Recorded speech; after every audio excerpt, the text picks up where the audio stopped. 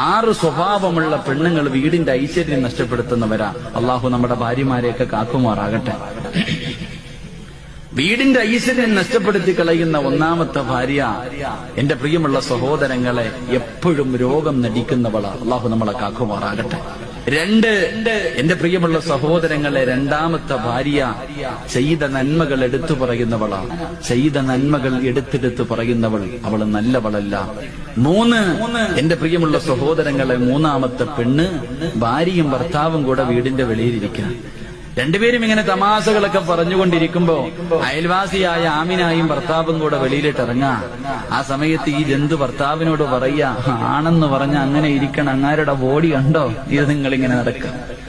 ഭാര്യയും ഭർത്താവും വീടിന്റെ മുന്നിലിരിക്കുമ്പോ തന്റെ ഭർത്താവിനെ മുന്നിലിരുത്തിയിട്ട് മറ്റൊരുത്തനെ കുറിച്ച് അവൻ വലിയവനാ, അവൻ മറ്റവനാ, മറിച്ചവനാ, അങ്ങനെ ആകണം എന്ന് മറ്റൊരു ആണിനെ